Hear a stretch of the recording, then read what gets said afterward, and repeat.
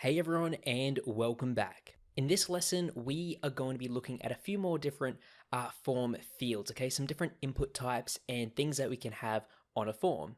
So right now, we have a name input where we can enter in some text, we have an age input where we can enter in a number, and we have a save button which submits the form. Now, let's just say we want to have a checkbox, okay? So you can either tick it or not tick it. And let's just say this is to check whether or not you are enrolled, okay? So for example, just before we have the save button, I'm going to create a brand new div right here. So /div as well to close that up. And inside of here, we are just going to go create the input tag right here. And we are then going to go is enrolled at the end, okay, just to see, okay, are you enrolled? Now, inside the input, the attribute we need to give it in order for this input to become a checkbox is to set the type to be equal to checkbox, just like that. We can click run, and as you can see here, we now have a checkbox which says is enrolled. So we can tick that, click save, and it will submit it. Another input field we can have is a text area, okay? So right now we have a text sort of field right here where we can enter in a name. But what if you want to have a resizable text area where you can enter in a lot more text than just one single line? Well, for that, we're going to create a text area. So I'm going to create a new div right here. So /div. And inside of here, we are just going to create the text area tag. So here I'll go text area, close that off, and then also create a closing text area tag as well. Click run, and there we go. We have a text area here where we can enter in pretty much whatever we wish. We can create new lines, add more text there. We can even click and drag to resize the box. So if we do want to maybe, copy and paste in some paragraphs, paste in some pretty much whatever sort of text you wish, okay?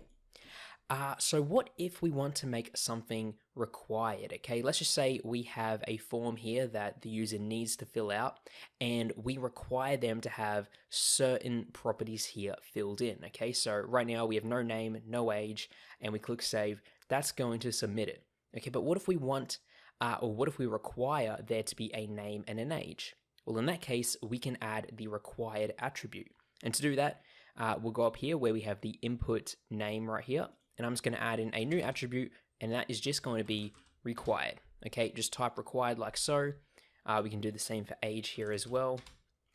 Hit run, and now it looks exactly the same, but let's click on the save button and you'll see it pops up saying please fill in this field, okay? And only once we fill in the field, we can click save again. Oh, we need to fill in an age as well. Hit save, and there we go. It then submits it once we fill in the required fields. And you may notice that this required field doesn't have an equals anything to it, and that is because this is just a true or false attribute pretty much, okay? If we add the attribute here, the computer is going to go, okay, this field is required. It's unlike a type, because with type, if we were just to write type, it would go, okay, but what type? We have to define a specific type for this to be, whereas with required, that's pretty black and white. This is a required field, or this is not a required field if we don't have it in there. Another useful attribute could also be down here in the checkbox. Let's just say by default, we want to have a checkbox enabled. Okay, we want to be ticked by default. Well, for that, we can just add in the checked attribute here. And when we run the page, you'll see that is enrolled is checked by default. We can, of course, uncheck that if we wish or check it again. But that is just how we can have it checked automatically. Okay, so that is a quick look at some extra sort of form fields and form attributes that we can include. In the next lesson, we are going to continue on looking at select inside of forms. So, thanks for watching, and I'll see you all in the next lesson.